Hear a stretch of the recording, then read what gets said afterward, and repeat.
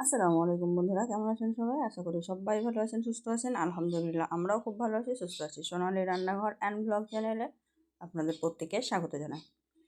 আজকে আমি একটা একদম স্বাস্থ্যকর পোনা মাছের রেসিপি নিয়ে চলে এসেছি। এই পোনা মাছটা কিন্তু আমি পেঁপে দিয়ে ঝোল করব, আর সেই রেসিপিটাই তোমাদের সঙ্গে শেয়ার করব। বাড়িতে অনেক সময় কিন্তু রিচ খাবার খাওয়া হয়, কিন্তু সময় সময় মাঝে মধ্যে কিন্তু এইভাবে স্বাস্থ্যকর খাবারও খেতে ভালো লাগে। যদি ঠিকভাবে রান্না করা হয় তাহলে কিন্তু স্বাস্থ্যকর খাবারও অনেক ভালো লাগে। তো চলুন দেখে নেওয়া যাক আজকের রেসিপিটা তৈরি করার জন্য আমার লাগবে পেঁপে। তো পেঁপে তুলতে গেছিলাম, তো সেই সময় আমি এখানে বেগুনটা আপনাদের দেখিয়ে দিলাম। দেখুন কত সুন্দর বেগুন ধরেছে। এগুলো কিন্তু শীতে লাগানো গাছ, এখনও কিন্তু ফল দিচ্ছে। অনেক বেগুন ধরে আছে, ফুলও ধরে আছে। নিজের ঘরে গাছ লাগানোর আনন্দটাই আলাদা। নিজের গাছ লাগিয়ে পরিচর্যা করার, সেই বেগুনের বা যে কোনো জিনিসেরই বাড়িতে লাগিয়ে নিজে তৈরি করে যদি খাওয়া যায় খুব আনন্দ হয়। তো এই তো পেঁপে গাছটার কাছে চলে এসেছি পেঁপে তোলার জন্য। পেঁপে গাছটা কিন্তু এটা ঝুলন পেঁপে, তাই খুব বেশি বড় বড় পেঁপে হবে না। তো যাই হোক, এখান থেকে তরকারির জন্য একটা পেঁপে নিয়ে নেব। তো এটা এখানে দেখতে পাচ্ছি, এটা বেশ একটু তো বড় হয়েছে। এই পেঁপেটাই নেব আমি, এই পেঁপেটা তুলে নেব। তো এই তো এই পেঁপেটা আমি ছিঁড়ে নিচ্ছি। তো পেঁপেটা আমি তুলে নিলাম। এই যে টাটকা টাটকা পেঁপে দিয়ে জ্যান্ত পোনা মাছ রান্না করব আজকে। তো পেঁপে তুলে নিয়ে চলে গেলাম, আর এদিকে মাছগুলো কিন্তু ধুয়ে পরিষ্কার করে নিয়েছি। মাছটা এতে ডিম ছিল, এখন বর্ষার মাছে কিন্তু ডিম থাকে। এটা দেখতেই পাচ্ছেন, অনেকটা পরিমাণেই ডিম ছিল একটা মাছে। মাছগুলো বেশ চকচক করে পরিষ্কার করে নিয়েছি, আর এদিকে পেঁপেটাও কিন্তু আমি কেটে পরিষ্কার করে নিয়েছি। আজকে এই পেঁপে দিয়েই এই পোনা মাছের ঝোলটা তৈরি করব। তো কীভাবে তৈরি করি সেটাই আজকে আপনাদেরকে দেখাবো। তো দেখতে থাকুন প্রথম থেকে শেষ পর্যন্ত। আর বন্ধুরা, ভিডিওটাকে কোথা থেকে দেখছেন অবশ্যই কমেন্টে জানাবেন, আর ভিডিওগুলো যদি ভালো লেগে থাকে অবশ্যই লাইক শেয়ার কমেন্ট করে দেবেন। এখন আমি একটা কড়াই নিয়েছি, কড়াই দিয়েছি সরষের তেল, অল্প পরিমাণে দিয়ে দিলাম কালো জিরা। কালো জিরা দিয়ে তরকারি খাওয়া খুবই ভালো, শরীরের পক্ষে অনেক উপকার কালো জিরা, তাই কালো জিরা দিয়েছি। আর অনেক স্বাদ হয় কালো জিরা দিয়ে এভাবে হালকা পাতলা ঝোল করতে।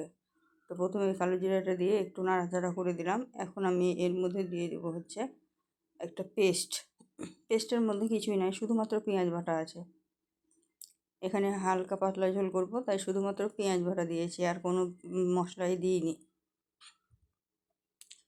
তো পেঁয়াজ বাটাটা দিয়ে দিলাম, দিয়ে ভালোভাবে নাড়াচাড়া করে তেলের সঙ্গে মিক্সড করে দিলাম।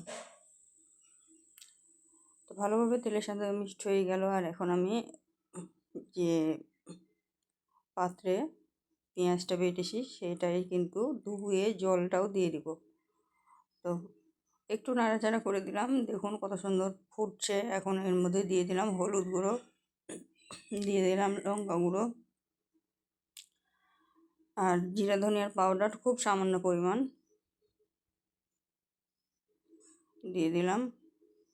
এখন দিয়ে দেবো লবণ। কাঁচা মাছের ঝোল পেঁপে দিয়ে এইভাবে একবার হলেও তৈরি করে দেখবেন, খেতে কিন্তু সত্যিই খুব ভালো লাগে, আর শরীরের পক্ষেও কিন্তু অনেক উপকার। তো সব মশলা আমার দেওয়া কমপ্লিট হয়ে গেল, আর কোনো বাড়তি মশলা আমি দেবো না। এখন আমি সমস্ত মশলাকে একসঙ্গে মিক্সড করে নেব। তো দেখুন সমস্ত মশলা কিন্তু সুন্দরভাবে কষিয়ে নিচ্ছি।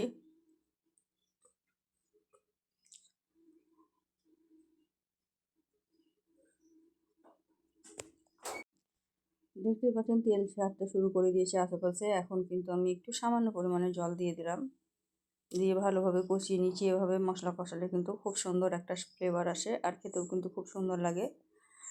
তা বাটিটা ধুয়ে ভালোভাবে জলটা অ্যাড করে দিলাম। এই জলটা শুকিয়ে গেলেই কিন্তু মশলাটাও কিন্তু সুন্দরভাবে কষানো হয়ে যাবে, রান্না হয়ে যাবে।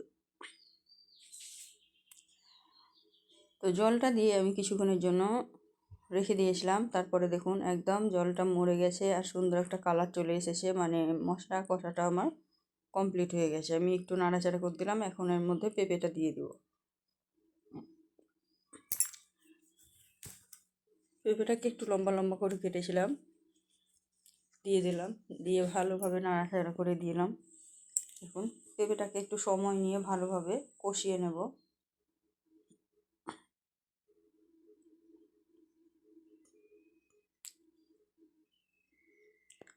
তো পেঁপেটাকে আমি সুন্দরভাবে সময় নিয়ে একটু কষিয়ে নেব, তারপরে এর মধ্যে মাছটা দিয়ে দিব।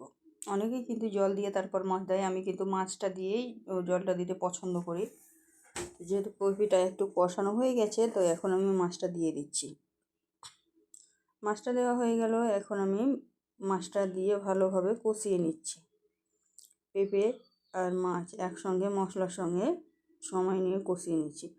ভয়ের কোনো কারণ নেই, এটা একদম টাটকা ফ্রেশ মাছ আছে, একদম জীবিত ছিল মাছটা যখন নিয়েছিলাম। তো আর সঙ্গে সঙ্গেও রান্না করা হয়েছে, তাই মাছটা ভেঙে যাওয়ার কোনো ভয় নেই, ভালোভাবেই কষানো যাবে।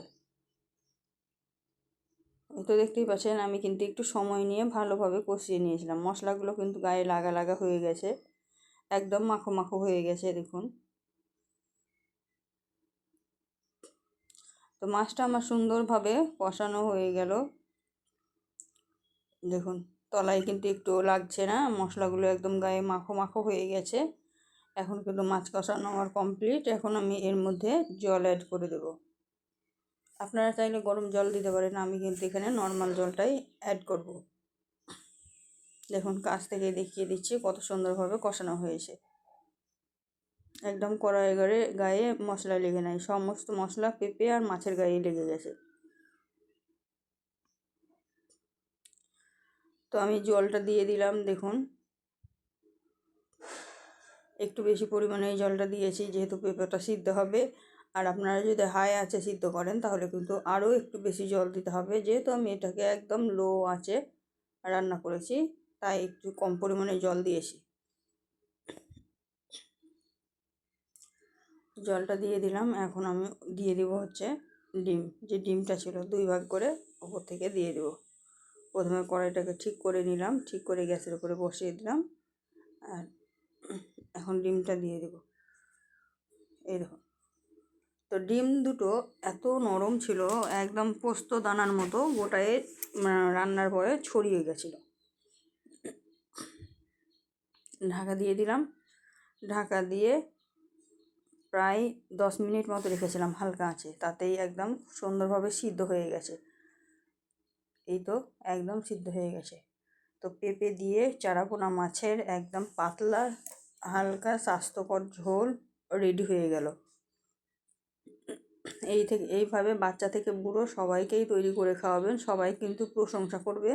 আর মাছটা যেহেতু একদম ফ্রেশ ছিল, জীবন্ত ছিল, তাই কিন্তু অনেক স্বাদ ছিল। তো এইভাবেই কিন্তু কচি মাছের ঝোল পেঁপে দিয়ে অনায়াসে তৈরি করে নিতে পারবেন। তো আজকের ভিডিওটি কেমন লাগলো অবশ্যই কমেন্টে জানাবেন, আর যদি ভালো লেগে থাকে অবশ্যই লাইক শেয়ার কমেন্ট করতে ভুলবেন না। আজকের রেসিপিটা এই পর্যন্ত। এই ধরনেরই আরও পরবর্তী ভিডিওতে। তখন সবাই ভালো থাকবেন, সুস্থ থাকবেন, আর আমার জন্য একটু বেশি বেশি করে দোয়া করবেন। আর এটা আমার হাজব্যান্ডের জন্য টিফিন বাটিতে করছিলাম। দেখুন পোস্ত দানার মতো গোটায় ছড়িয়ে গেছে। হাই গো মুড়ি আনবে কিসে। তো সবাই ভালো থাকবেন, সুস্থ থাকবেন, কথা থাকবেন।